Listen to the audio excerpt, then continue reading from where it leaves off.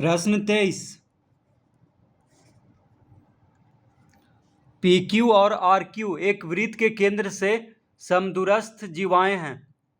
सिद्ध कीजिए कि क्यू से होकर जाने वाला व्यास कोण पी क्यू आर को समद्विभाजित करता है। तो सबसे पहले यहाँ पे आकृति को बना लेते हैं। तो एक वृत्त है इस तरह से। तो कह रहा है पी क्यू और आर क्यू एक वृत्त के केंद्र से, तो केंद्र यहाँ पे है। अब कह रहा है पी क्यू और आर क्यू, तो पी क्यू इस तरह से बना लेंगे। ये हो गया पी क्यू।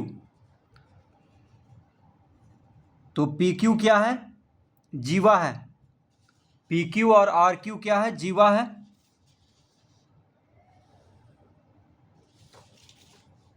यहां पे लिखेंगे आर।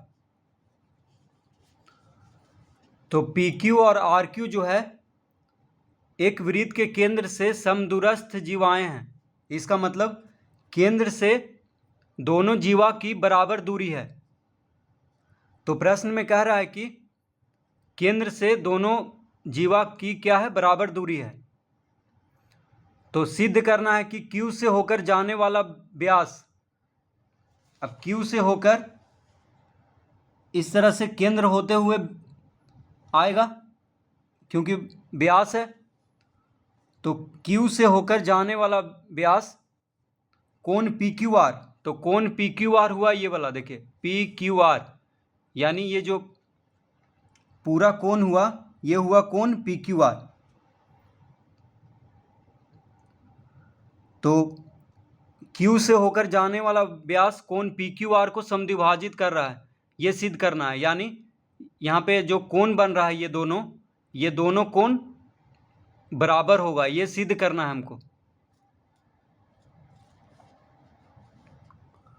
तो सबसे पहले हम यहाँ पे लिखेंगे बनावट।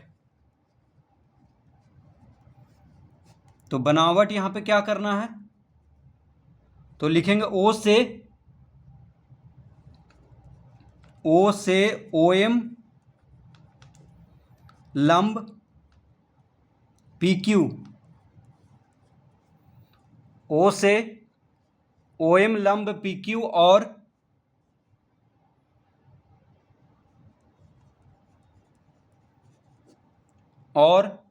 ओ एन लंब आर क्यू घींचा। तो बनावट में क्या बनाना है? ओ एम जो है दो लंब यहाँ पे खींचना है। ओ से ओ एम लंब पी क्यू पर, यानी ओ एम पी क्यू पे लंब हमको खींचना है, और ओ से ओ एन लंब आर क्यू पे खींचना है। तो इस तरह से यहाँ पे एक लंब खींचेंगे।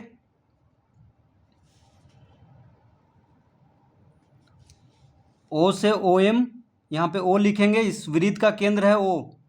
यहाँ से ओ एम हो गया एक लंब पी क्यू पर, और ओ एन हो गया आर क्यू पर। तो लंब मतलब 90 डिग्री का कोण यहाँ पे बन रहा है। तो ओ से ओ एम लंब खींचना है पी क्यू पर, और ओ एन लंब खींचना है आर क्यू पर।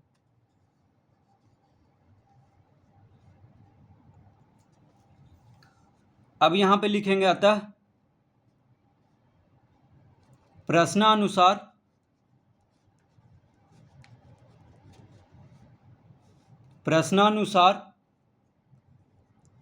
ओ एम बराबर ओ एन।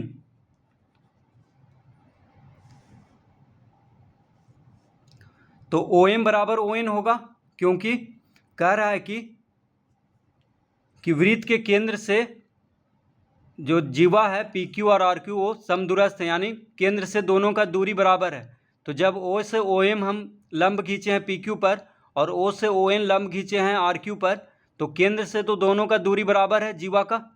तो ओ एम और ओ एन क्या हो जाएगा? बराबर हो जाएगा प्रश्नानुसार। तो प्रश्नानुसार हम लिखेंगे ओ एम बराबर ओ एन, और इसको हम पहला लिख लेंगे क्योंकि आगे काम देगा। तो ओ एम बराबर ओ एन।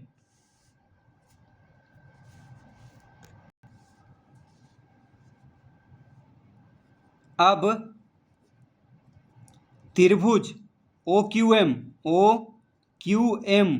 और त्रिभुज OQN में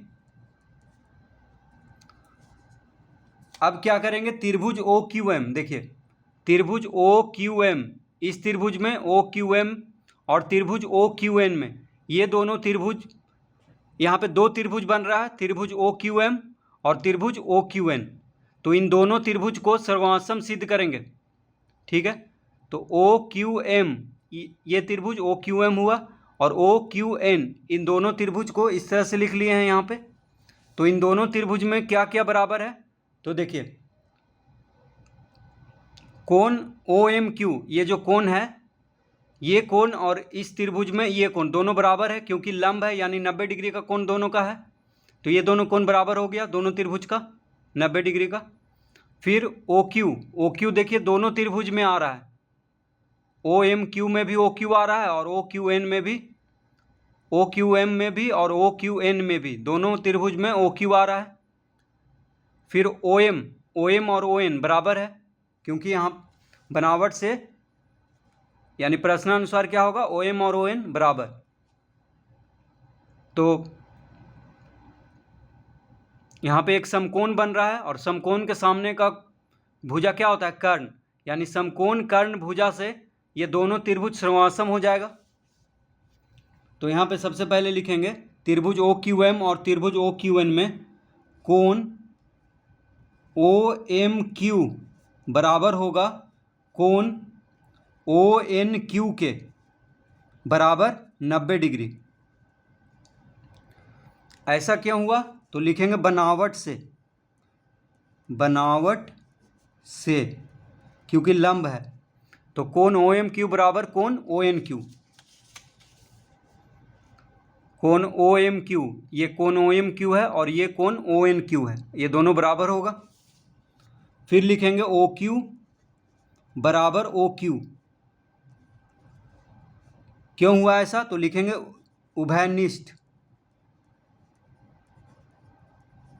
उभयनिष्ठ है, यानी दोनों त्रिभुज में है OQ। फिर लिखेंगे OM बराबर ON, क्यों हुआ ऐसा, तो लिखेंगे पहला में हम लिखे थे OM बराबर ON। तो देखिए OQ बराबर OQ दोनों त्रिभुज में है, फिर OM बराबर ON। तो समकोण कर्ण भुजा से एक समकोण है, देखिए 90 डिग्री को समकोण कहते हैं, और उसके सामने का भुजा कर्ण। तो समकोण कर्ण और एक भुजा, देखिए ON और एक भुजा और समकोण और उसके सामने कर्ण, तो समकोण कर्ण भुजा से ये दोनों त्रिभुज हो गया सर्वासम। तो लिखेंगे अतः त्रिभुज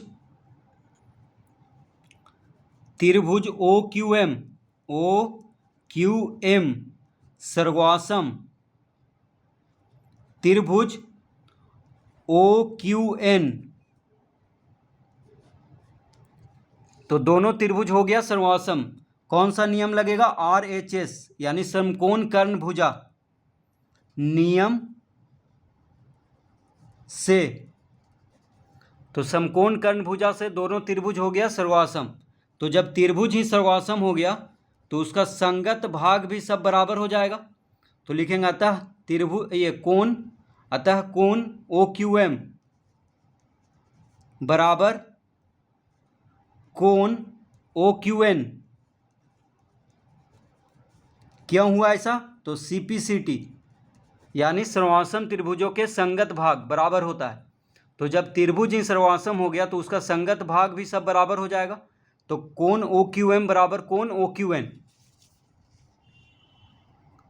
तो कोण OQM, ये जो कोण है कोण OQM और कोण OQN, ये दोनों कोण हो जाएगा बराबर। जब दोनों त्रिभुज सर्वासम हो गया तो ये दोनों कोण भी बराबर होगा। तो जब ये दोनों कोण बराबर हो गया, इसका मतलब